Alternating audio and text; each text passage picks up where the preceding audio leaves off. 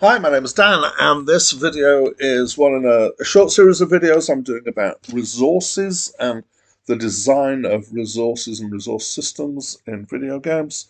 Um, and I've been talking quite a bit about money, and in this one, I want to talk about the concept of worth. um, and I guess it applies for all sorts of resources and exchanges of resources in video games. Also, it applies in real life. There's a whole load of stuff and ideas that come through from real life because the two are very strongly linked. And the concept of worth that we have in real life, we transfer very readily into video games. So, how this relates to the designer is that when you're thinking about worth in games, there are several things that you need to think about. So the focus of this may be more on in-game transactions, and that's if you've got a whole lot of items in your game and you're setting prices for them. What should these prices be? And if you have services, what are those prices?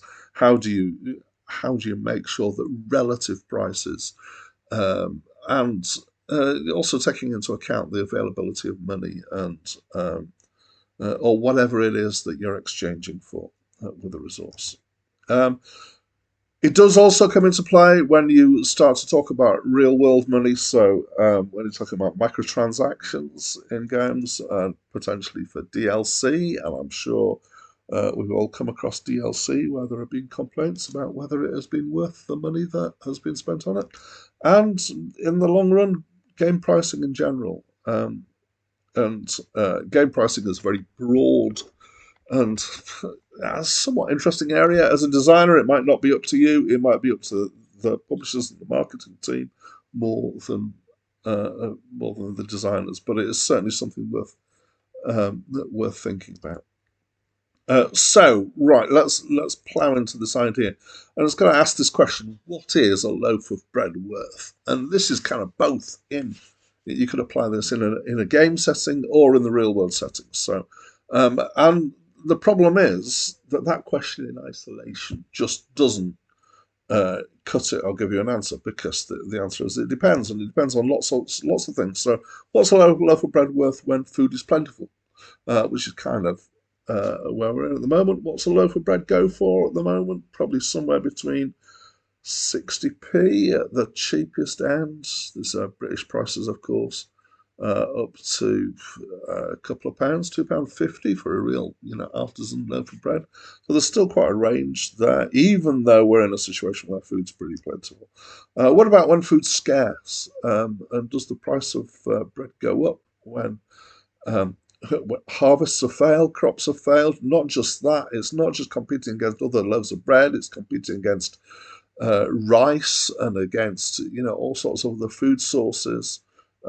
So food became if bread became completely a thing that you couldn't have because for some reason people have bought all the bread off the shelves and potentially even bought all the yeast off the shelves, then you're going to be eating rice or something else instead. Um, what about when you're going to die of hunger? There's no food available at all in whatever situation you're in, um, apart from this single loaf of bread. And at that point, that loaf of bread becomes potentially worth everything that you have because you want to stay alive. Um, okay, what is a loaf of bread worth if you're gluten intolerant? Probably nothing, because you're not going to eat the thing. So why would you get a loaf of bread? Except maybe if you're responsible for feeding your family, then maybe you might be buying bread. What's a loaf of bread worth when it's got lots of seeds on the outside? For some reason, when you put lots of seed on the outside, the loaf of bread becomes worth more. And maybe this is legitimate because seeds are expensive, but maybe it's also part of part of the idea that this is posh bread and you pay more for posh bread. Uh, so there's all sorts of aspects that come into play when we're talking about worth. And what is worth? What is it that goes towards this concept of worth? So I've got a few things that can come up. So stuff is worth something usually. Depends on what it is. Some things you might say are worthless. stuff I need. Okay, so if I need something, then that obviously makes that worth more. If I need to get from where I am home, to home, then yeah, there might be a composition of different ways. Especially if I'm not able to walk home for some reason, then I'm going to be spending some money on some form of transport, whether that's having a car that I've spent money on myself, or whether it's public transport or some other method. And I will probably count it worth the money to be able to do that travel. Stuff that I want, so um, a nice big slab of chocolate cake in the window of the delicatessen or the bakery, and they may be charging £2 for a slice of that, and I might think, actually, £2 for that big slice of chocolate cake, I'm really going to enjoy eating that, and I'm going to feel the sugar rush and the taste of chocolate, and that's something I want to happen. So it's worth something for me. Here's the thing: it's called Maslow's hierarchy of needs, and it's I keep coming back to it in all sorts of ways in game design and in real life. And this guy called Maslow said that people have needs and wants, and they're at different levels, and you need to satisfy the lower level needs before you start hankering after the higher level needs. So the physiological needs at the bottom: food, water, warmth, rest, and then safety needs, etc. I'm not going to read them all out as you go, but you can look at this and see it. And this works obviously in real life. It gives us an idea of the sort of things that people are going to assign worth to are things that meet these needs. And they're not necessarily low down on the needs to be thought of as being worth something. So that high up, things like including creative activities, so things that you get to allow you to express yourself creatively, that can be worth quite a bit of money to some people. And similarly, this can be applied in games when you're thinking about not just the character and their needs in whatever world you've got, but also the player and what they're going to want out of the game. Okay, so worth can mean goods. It can mean services. So somebody doing something for you, something being delivered, some transport, having your roof fixed. Experiences, and the majority of entertainment, I would say, comes under this sort of category, is that we think things are worth something if there's something that we enjoy doing, or if it gives us an experience that we're going to remember for a long time and look back on with fond memories and pleasures potentially, and feelings ultimately, as well as the needs. There are things that we want because they're going to make us feel good. That again, entertainment kind of comes into that, but also the whole realm of things like status symbols. Um, we might think that that expensive sport car is worth it because it gives us the feeling of uh, not only driving around fast, but also of having an experience that other people haven't got. So I feel superior if I have that. I will just state right now I don't have a sports car. Um, the the concept of worth from the other side when you're setting prices. How do you go about doing that? And one of the ways of thinking about it is whatever the market will bear is a term that's used. And pricing is a very strange art. And as a game designer, you're going to have to get involved in that, I'm afraid, if you've got anything with money. Um, because there's kind of feedback as well. So it's not just however much you can get away with, because sometimes you'll be able to get away with charging more for something, but people will feel less good about paying it. Um, Sometimes something, if it costs more, then the perception is that it is worth more, and so there's this certainly idea in pricing and in marketing that you don't want to underprice things. because if you do, you might not need the money that you're going to get from it. But if you do underprice things, then people will not value it the same, which is quite curious that there's this kind of reflective thing about prices. But if you think about it, you realise that this is true. So, where are we going? Well, we're back to this question of what is a loaf of bread worth? Well, and there's a whole lot of factors there that go into that, we've seen. Um, and that's not the only question that we need to ask when we think about worth, because what is a cup of coffee worth? And there's a huge range of prices when you go into buy a cup of coffee, and people have theorized that coffee is one of those things where you effectively decide how much you want to pay, and then you get the extras that match what you think is a reasonable cost, which is curious.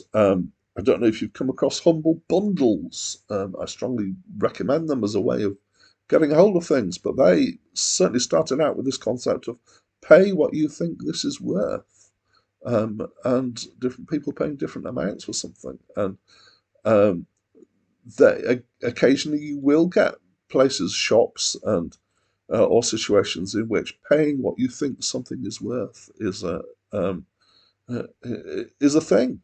And I certainly know of things, even in our local area, that where there are goods that you can buy at a pay whatever you think is right kind of situation, which is curious.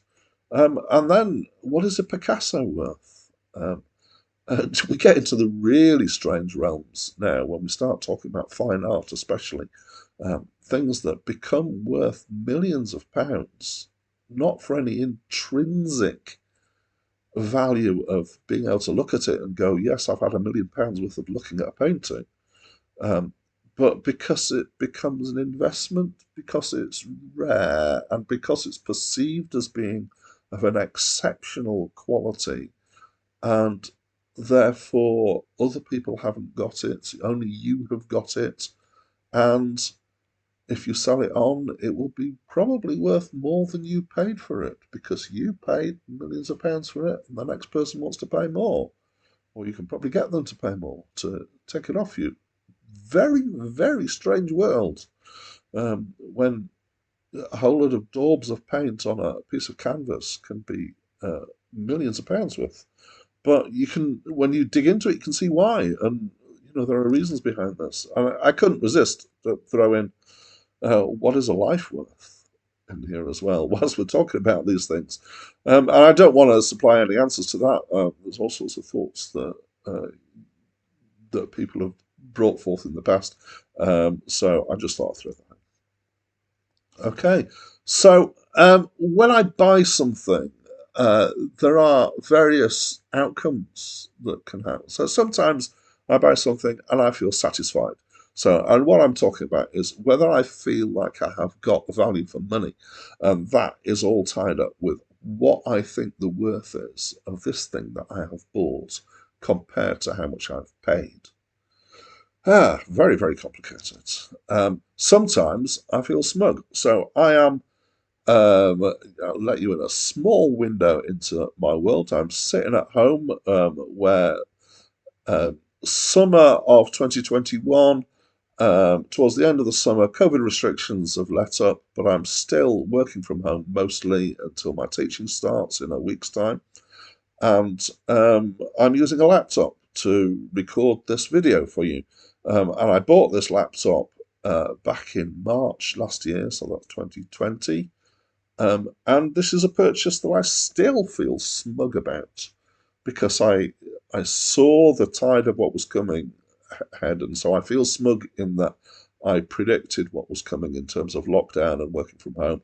I realised that my current computer wouldn't hack it. I wouldn't be able to do all the things that I needed to be able to do easily, and so I spent what for me was quite a lot of money on a laptop. But I feel smug firstly because I anticipated a need and I've got a lot of use out of it, and partly because I actually got some money off because it's got some surface marks on it. And to me, not having surface marks wasn't worth anything. And so getting something up to a third of the price off Made me feel even more smug because I got this high performance laptop cheaper than it should have been. That makes me feel good. Sometimes I buy something and I feel disappointed, and that in all sorts of ways. I'm sure this is. I'm going to say I'm sure this has never happened to you. I'm sure it has happened to you.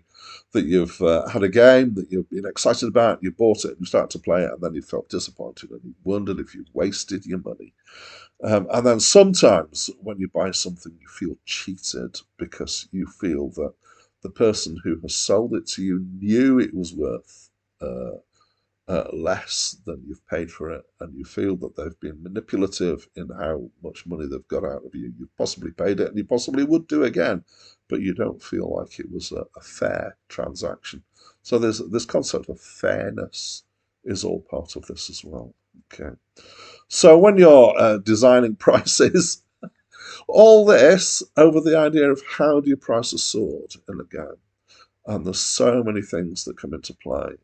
I get fascinated by this concept of worth, which is why this video kind of comes into play. I think the bottom line is when you've got a player who is paying for something, you want them to feel like they're getting value for their money. And that's it from me for now.